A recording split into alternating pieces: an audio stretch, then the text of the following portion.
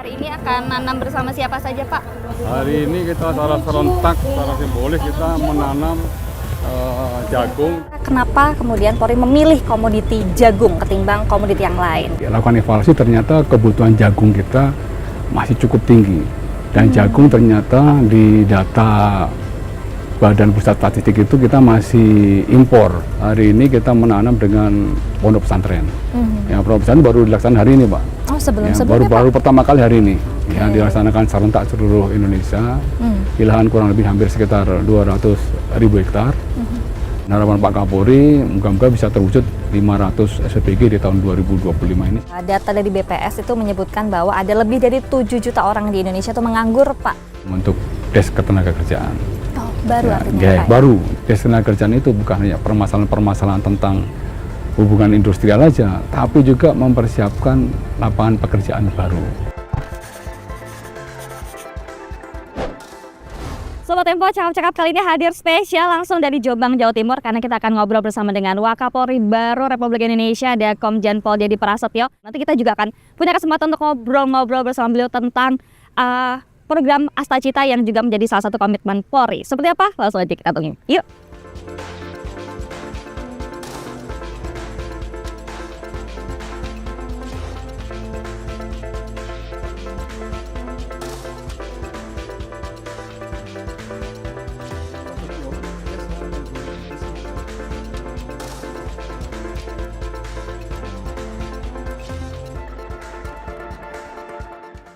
Dari keseluruhan rangkaian acara hari ini salah satunya adalah menanam jagung antara Bapak Komjen Pol Dedy Prasetyo bersama dengan beberapa jajaran dan juga beberapa stakeholder, dan Tempo juga akan bergabung dalam kegiatan tanam jagung kali ini. Seperti apa? Kita lihat ya.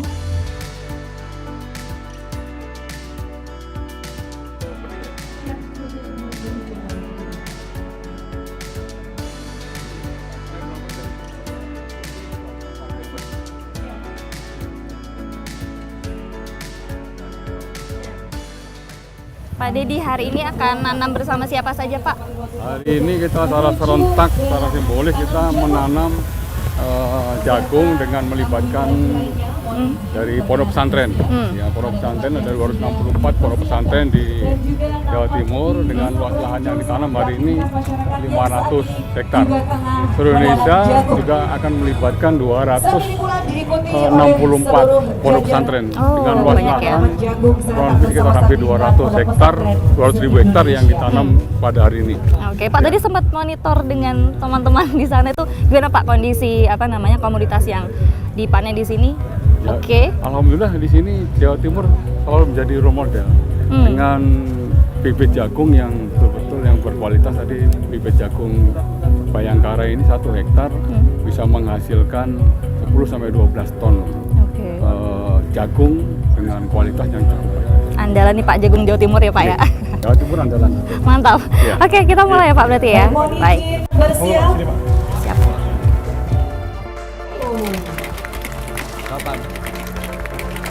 Demi ketahanan pangan Republik Indonesia ya Pak. Kita sedang di atas lahan seluas.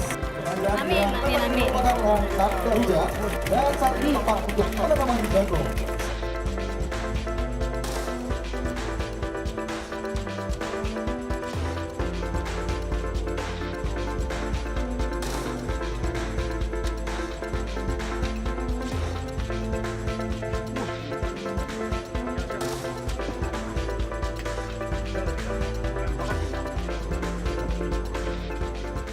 Sobat Tempo semuanya, 8 komitmen Astacita dari Prabowo Subianto sebagai Presiden Republik Indonesia ini juga menjadi bagian dari komitmen dari Kepolisian Republik Indonesia di bawah kepemimpinan Bapak Jenderal Polisi Listio Sigit Prabowo.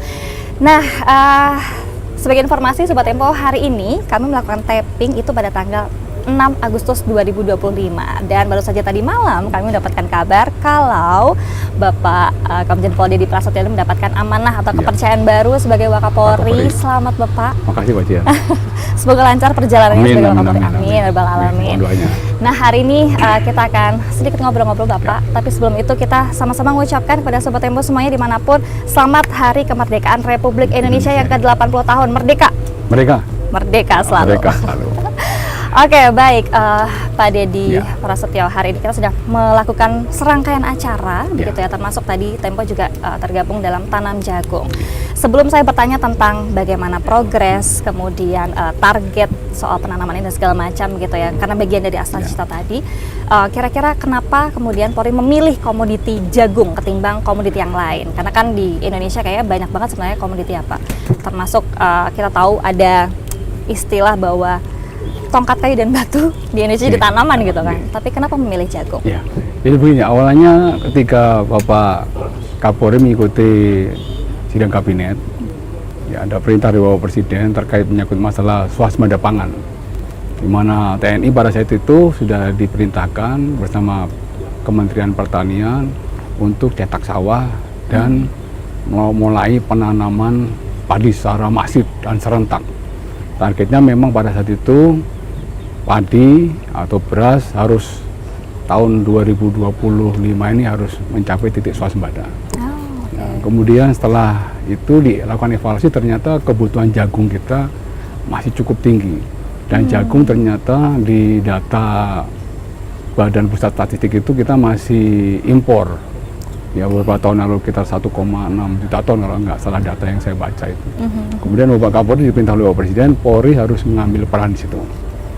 Ya, karena swasembada pangan ini merupakan kerja kolaborasi, kerja sinergi, dan semua harus mengambil peran di situ. Kemudian Bapak Kapolri memerintahkan kepada saya, pada itu saya sebagai asisten Kapolri bidang sumber daya manusia ditunjuk sebagai Ketua Satgas Ketahanan Pangan Polri. Berangkat dari situ, Pak Kapolri membuat MOU dengan Bapak Menteri Pertanian yang di bulan Januari. Kemudian kami menghadap Bapak Kapolri, mendapat arahan dan diperintahkan untuk langsung bertemu dengan Pak Menteri Pertanian. Nah, Pak Menteri Pertanian menyampaikan kalau kita bicara tentang padi, itu brandingnya adalah TNI. Maka rekan-rekan TNI yang berada di sawah itu masif untuk fokus ke situ.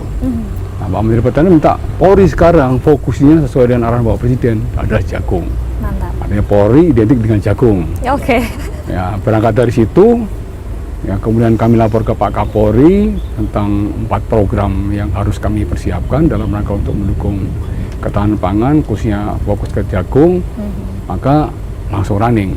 Ya, kita 4 program. Program yang pertama itu adalah tanaman bergizi, artinya bahwa seluruh masyarakat yang memiliki pekarangan itu bisa dimanfaatkan semaksimal mungkin untuk bisa memenuhi kebutuhan rumah tangga sendiri. Kemudian ada yang kedua adalah lahan produktif. Lahan produktif itu kita sasar. Ya, Kementerian Pertanian pada saat itu mempersiapkan 1,2 juta hektar, Mbak. Ya, untuk bisa ditanam jagung. Ya, kemudian dari program yang ketiga, kami membantu membuat dashboard untuk memonitor tentang bibit, kemudian tentang pupuk, tentang pestisida, kemudian tentang pendistribusian hasil panen. Kemudian program yang keempat, kami laporkan ke Pak Menteri, Pak izin Pak, sesuai dengan Pak Kapolri, kami nanti akan merekrut Bakomsus Bintara Kompetensi Khusus di bidang pertanian. Ini baru pertama kali, Mbak. Di akhir tahun kemarin, akhir tahun 2024 kami merekrut 569 orang.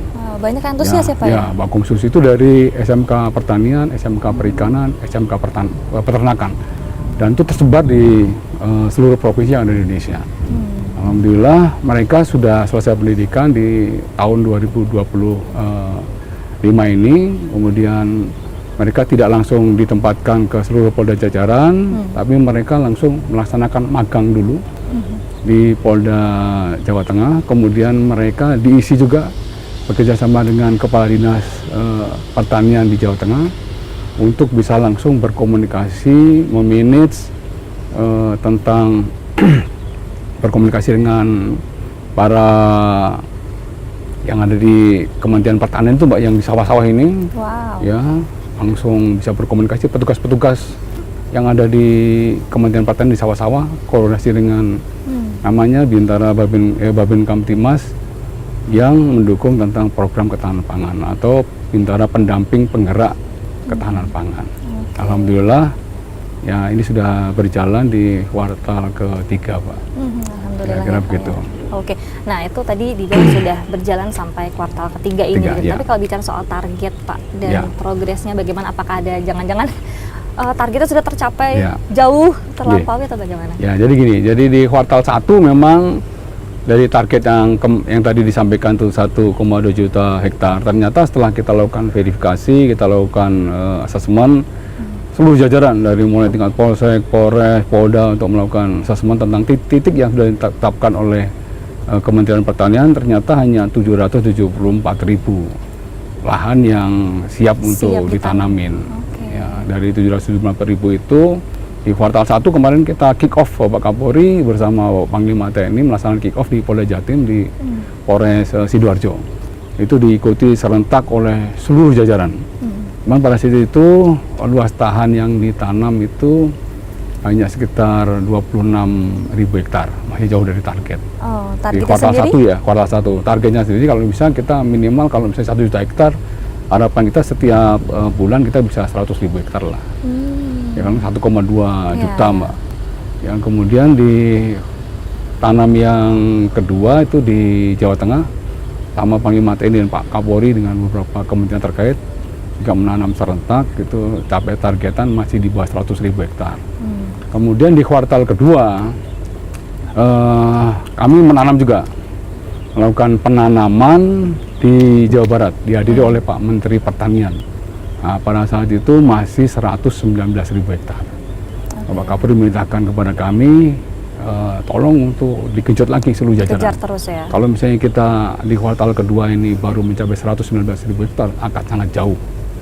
Dari Maka target 1 juta. di kuartal kedua kami lakukan penanaman secara masif seluruh jajaran, dan kita kontrol menggunakan aplikasi dashboard kita, ya untuk capaian tiap-tiap polsek, tiap-tiap polres, tiap-tiap polda, dan beberapa polda mengambil suatu kebijakan seperti Polda Bengkulu, polda-polda di Jawa menargetkan satu polsek itu minimal 1 hektar.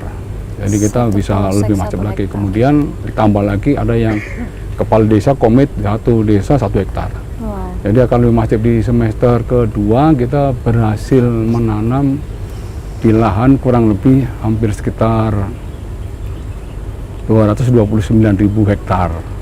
Kemudian sampai dengan di kuartal ketiga ini kita sudah berhasil menanam kurang lebih hampir sekitar 455.000 hektar. Itu yang sudah ditanam. Berarti kita masih punya target. Memang Pak Kapolri minta kalau bisa di kuartal ketiga ini kita bisa mencapai target 774.000 hektar. Sehingga nanti di kuartal 4 kita kurang lebih sekitar 250.000 hektar lagi lah yang tanam. Dan memang capaian kita di semester 1, di kuartal 1 dan kuartal 2 alhamdulillah dari hasil pengecekan dari Badan Pusat Statistik dan juga dari Kementerian Pertanian, kita mengalami peningkatan 19,6%. Ya, nanti hampir 1,9 juta ton. Wow. Untuk meningkat dibanding dengan periode yang sama di kuartal 1, kuartal 2 di tahun 2024. Tapi target ini terus akan digenjot, makanya kita tidak bisa hanya mengandalkan satu lahan pertanian yang sudah disiapkan oleh Kementerian Pertanian. Bapak Kapolri menandatangani MOU juga dengan Kementerian Kehutanan. Kementerian Kehutanan itu sempat mempersiapkan lahan pertanian sosial itu sekitar 2 juta hektar. Setelah dilakukan verifikasi lagi semuanya ternyata tidak sampai 1 juta hektar, lebih sekitar 700.000 hektar lah yang lahan yang betul-betul dihabiskan, karena tidak semua di lahan di pertanian sosial itu bisa ditanam jagung, Mbak. Jadi baik. harus ada seling-seling dengan pohon tanaman keras. Oh, baik. Karena tidak boleh ditanam jagung semuanya karena akan mengganggu ekosistem. Jadi ada strateginya ya Pak ternyata. Ya, Pak? ada semacam tumbang sari lah, ya, tumbang sari dengan tanaman keras. Jadi tanaman keras ditanam, habis tanaman keras sela-selanya itu baru boleh ditanam jagung. Ya, seperti luar itu. biasa. Ya, insya Allah lah hari ini kita juga tidak berhenti menanam, artinya tidak hanya berkolaborasi dengan 1-2 kementerian dan stakeholder terkait lainnya. Hari ini kita menanam dengan pondok pesantren. Ya, pondok pesantren baru dilaksanakan hari ini, Pak. Oh, Ya, sebelumnya baru Pak? pertama kali hari ini. Ya, dilaksanakan serentak seluruh Indonesia. Di lahan kurang lebih hampir sekitar 200.000 hektar. Kemudian di Jawa Timur sendiri 500 hektar yang ditanam, ya cukup besar Ya, untuk dari 745 pesantren yang terlibat di 33 provinsi ini ada kurang lebih sekitar hampir 65.000 santri yang terlibat. Kemudian untuk polisi penggerak pertanian sendiri 268 polisi penggerak pertanian ini ketahanan pangan kita libatkan semuanya. Ya, targetnya sih memang kalau misalnya di awal ini kan 26.000 hektar yang ditanam, target kita 200.000. Nah, ini kalau misalnya ditanam secara masif di semester di kuartal ketiga atau semester kedua ini, harapan Bapak Kapolri ya minimal capaian 780 atau 800.000 hektar untuk kuartal ketiga ini merupakan suatu ya keniscayaan lah, Pak. Amin. Dengan kerja kolaborasi semua pihak ini luar Iya, biasa. kolaborasinya sepertinya dari berbagai Iya, dari elemen berbagai banget elemen, ya Pak, termasuk betul. ini dari santri, Nah, swasembada pangan ini warga. tanggung jawab kita semuanya. Iya. Swasembada pangan ini kaitan dengan kedaulatan suatu negara. Saya mengutip apa yang disampaikan oleh Bapak Presiden, bangsa ini tidak akan merdeka ya ketika masyarakatnya masih lapar. Oleh karenanya swasembada pangan ini merupakan suatu keharusan yang harus dilakukan oleh seluruh komponen bangsa. Dan Bapak Presiden pada saat kegiatan panen raya di kuartal kedua di Bengkayang, dipusatkan di Bengkayang, diikuti oleh seluruh Polda, itu beliau menyampaikan capaian Polri dan Polri mengambil peran ini, saya memberikan apresiasi. Bahwa ketika bicara tentang keterlibatan negara, maka semua komponen bangsa harus terlibat, termasuk di dalamnya Polri. Ya, Polri, bahwa Presiden juga menyampaikan bahwa kesejahteraan masyarakat ini merupakan salah satu tonggak daripada keamanan dan ketertiban masyarakat. Betul, Ya, Pak. ketika keamanan ketertiban masyarakat ini bisa kita wujudkan, maka keberlangsungan pembangunan insya Allah pasti akan lancar. Amin. Maka semuanya memiliki keterkaitan. Ya, Termasuk gitu. kemarin apresiasi dari Bapak Presiden pada saat HUT Bayangkara Ya, ya, Pak betul. ya. Ini memang kerja bersama Ya. sih Pak, Ya, mudah-mudahan itu lancar. Bayangkara Bapak Kapolri juga melaporkan progres Hmm. ya untuk capaian-capaian yang sudah kita lakukan. Di dalam program ketahanan pangan, Bapak Kapolri juga mengambil suatu inisiatif, ya, karena serapan jagung itu ada kendala terkait menyangkut masalah gudang jagung. Ya, saya sampaikan dulu bahwa Bapak Kapolri membangun 18 gudang jagung di 12 provinsi yang dinilai merupakan sentra produksi jagung. Ini 18 gudang jagung ini diharapkan bisa menampung atau bisa menerima jagung panen dari masyarakat. Satu gudang itu kapasitasnya 1.000 ton. Jadi kalau 18 gudang berarti 18.000 ton bisa diserap. Padahal kebutuhan gudang jagung nantinya itu untuk menampung kurang lebih sekitar 4 juta ton. Ya, cukup besar. Jadi dari target 1 juta hektar yang dikonversikan dari nanti hasil panen itu 4 juta ton. Kalau 4 juta ton, insya Allah kita bisa mencapai swasembada jagung. Amin. Ya, target kita kan itu tahun lalu kan sekitar 15 juta ton. Ya, tahun ini nambah 4 juta ton, berarti ada di kurang lebih sekitar 19 sampai 20 juta ton lah, Pak. Artinya kita bisa menuju swasembada jagung. Mantap. Baik Bapak, itu tadi kita juga sempat lihat ya di belakang. Oh, ini masih berlangsung. Ya. Ada beberapa teman-teman Santren. santri yang Ya, masih santri. masih terus menanam ya, bagian dari komitmen tadi. Baik Pak, itu tadi soal upaya ketahanan pangan gitu Ya. dengan cara menanam jagung. Ya. Ada juga ini salah satu programnya Astacita yang juga diejawantahkan ke teman-teman Polri begitu, Ya. soal makan bergizi gratis, Oke. yang mana itu mendirikan beberapa SPPG ya Pak. Ya. Itu dari Sabang sampai Merauke kan Ya. Pak. Apakah itu menjadi langkah Polri juga untuk turut terlibat dalam menjaga stabilitas sosial? Nah, MBG itu juga berangkat dari hasil sidang kabinet. Pak Kapolri, semua kementerian lembaga diminta oleh Bapak Presiden juga ikut mengambil peran untuk makan bergizi gratis dalam rangka untuk meningkatkan SDM Indonesia menuju SDM emas di tahun 2045. Ya, asupan gizi merupakan salah satu hal yang paling penting bagi tumbuh kembangnya pemuda-pemuda kita. Setuju Pak. Ya, oleh karenanya Polri mengambil peran di situ. Kebetulan saya juga diperintah oleh Bapak Kapolri sebagai Kasatgas makan bergizi gratis Polri. Siap. Ya, yang nanti akan terus saya kembangkan. Itu memang targetnya di tahun 2025 ini memang Pak Kapolri menargetkannya 100, Mbak. 100 SPG. SPPG, Ya. oke, di seluruh Indonesia. Seluruh Indonesia. Dari 100 SPG seluruh Indonesia itu saya pertama kali melakukan survei dan berkomunikasi koordinasi dengan teman-teman dari BKN. Kebetulan salah satu deputi pengadaan itu adalah teman saya satu angkatan. Dia Bituren Akmil tahun 90. Oke. Jadi komunikasi kami lebih Lancar intens, ya, Pak? lebih lancar. Oke.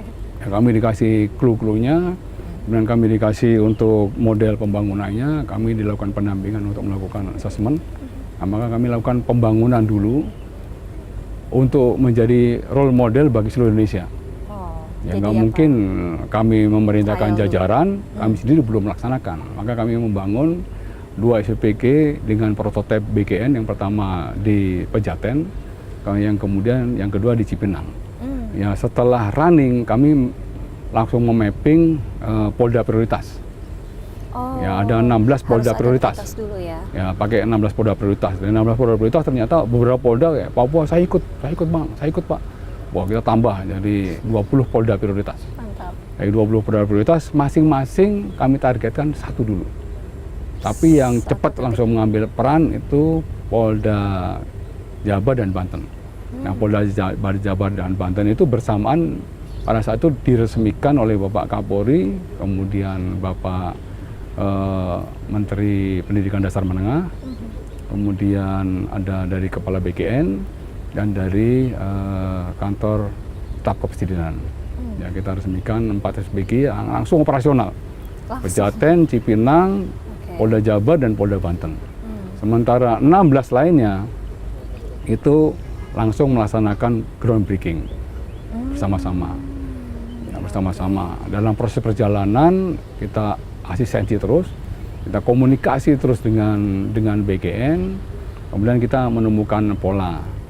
Ya, target Pak Kapolri berapa Bang? Izin Pak, ini kita sudah mulai mendekati semua polda, kita minta 36 polda ini harus membangun SPPG. Ada yang satu polda ada lebih dari 2 Pak, ada 3 Pak, sehingga bisa mencapai pada itu di bulan April, Mei itu sekitar 78-79 SPPG on proses pembangunan. Ya, kemudian menjelang 1 Juli ternyata kami lapor Pak Kapolri, Pak izin Pak, kita menjelang 1 Juli kita sudah melampaui target Pak. Oh ya? Dari 78 sudah mencapai target 139. Pak Kapolri, oke. Berarti sudah menemukan polanya ya, Bang? Oh siap, sudah menemukan polanya Pak, kita Pak. Kita ternyata bisa menggunakan koperasi-koperasi yang ada di seluruh Polres, yang bekerja sama dengan pihak swasta, dengan pihak bank, itu memberikan kredit kepada koperasi-koperasi kita untuk membangun SPPG dengan tenor bunganya 5%. Ya, oke lah, masih worth it lah. Kita bangun udah 139. Dari 139 terus berkembang, Mbak. Kemudian Pak Kapolri meletakkan batu pertama lagi untuk pembangunan di Jawa Tengah. Jawa Tengah itu semua Polres, tambah 24 Polres, ya bangun. Jadi lebih lagi menjadi hampir 160-170. Kemudian beliau meletakkan batu pertama lagi di Polda Sumatera Utara. Polda Sumatera Utara semua Polres juga melakukan partisipasi ya pembangunan SPPG. Kemudian beliau meletakkan batu pertama lagi pembangunan serentak di Polda Riau. Polda Riau sama juga. Ya, Polda Riau tambahan juga, kurang lebih sekitar 10. Kemudian di Polda Lampung semuanya bertambah. Sehingga pada saat di Polda Lampung itu kita sudah di angka 359. Wah, SPPG. dari target awal 100. Ya, dari 100, kan udah 359, dan hari ini ya kita akan melaksanakan juga peletakan batu pertama lagi untuk pembangunan menuju 421, Mbak. Dari 421 kita bagi menjadi beberapa bagian. Kita ada 27 yang sudah langsung operasional. Ya, 27 di beberapa polda, khususnya Polda Jawa semua sudah operasional ada. Kemudian Kalimantan, Sumatera, Sulawesi, dan Papua itu sudah operasional. Kemudian ada 35 itu masih proses proses operasional, itu tinggal menunggu penunjukan kepala SPPG dari BKN dan juga virtual con. Kalau misalnya itu sudah dapat berarti tambah operasional kita. Kita sudah berada di angka 51 lah Agustus ini nanti. Moga-moga menjelang 17 Agustus ini akan bertambah lagi SPG Polri yang bisa operasional. Ya, kita juga dari 421 ini kita proyeksikan penerima manfaat itu nanti di akhir bulan Oktober atau November lah, kalau sudah operasional semua itu 1.475 anak yang akan menerima, bukan hanya anak aja Pak, jadi balita, kemudian ibu menyusui juga bagian daripada penerima manfaat. Ya. Kemudian dari 421 itu kalau misalnya dikonversikan untuk tenaga kerja atau sukarelawan yang berhasil kita serap, itu ada 21.000 lebih Mbak yang bisa kita serap. Ya. Dan harapan Pak Kapolri moga-moga bisa terwujud 500 SPG di tahun 2025 ini sebagai bentuk komitmen Bapak Kapolri untuk mendukung dan mensukseskan apa yang menjadi program prioritas Bapak Presiden. Nah, Pak Didi, sekarang kita beralih ke isu seputar PHK buruh. Nah, ini saya dapat informasi data dari BPS itu menyebutkan bahwa ada lebih dari 7 juta orang di Indonesia itu menganggur, Pak. Nah, ini Polri juga ternyata punya solusi sepertinya ya, terlibat untuk bisa mengurangi angka pengangguran tersebut. Itu sebetulnya apa sih Pak yang dilakukan oleh kawan-kawan Polri ini? Jadi Bapak Kapolri memiliki koneksi yang cukup dekat atau hubungan networking yang cukup dekat dengan presiden-presiden buruh. Presiden buruh mengeluhkan dengan banyaknya PHK ini akan mengganggu baik perekonomian maupun situasi Kamtibmas secara umum. Dari hasil komunikasi dan koordinasi juga dengan Kementerian Tenaga Kerja, maka diputuskanlah Polri membentuk Desk Ketenagakerjaan. Oh, baru artinya ya, Pak? Baru. Jadi ini merupakan ide inisiatif dari Bapak Kapolri dan langsung beliau lapor ke Bapak Presiden dan mendapat restu dari Bapak Presiden untuk Desk Ketenagakerjaan Polri ini adalah sebagai wadah untuk menyelesaikan persoalan hubungan industrial dan ketenagakerjaan. Dan selain itu memberikan jaminan perlindungan kepada para pekerja. Serta Desk Ketenagakerjaan itu bukan hanya permasalahan-permasalahan tentang hubungan industrial aja, tapi juga mempersiapkan lapangan pekerjaan baru. Ya, Pak Kapolri kemudian mencoba memfasilitasi, menghubungi beberapa perusahaan. Ada beberapa perusahaan antara lain PT Tang Sung Hung yang ada di Brebes, kemudian PT Indonesian Dream Spot yang ada di Cirebon, itu ternyata membutuhkan tenaga kerja. Baik tenaga kerja yang di PHK maupun tenaga kerja baru. Memang di tahap awal Pak Kapolri memberangkatkan kurang lebih sekitar 500.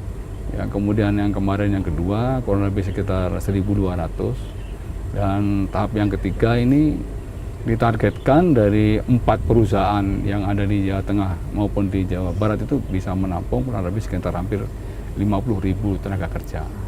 Artinya bahwa Polri itu mengambil peran bahwa penting sekali ya bahwa pekerja-pekerja ini juga harus mendapat jaminan.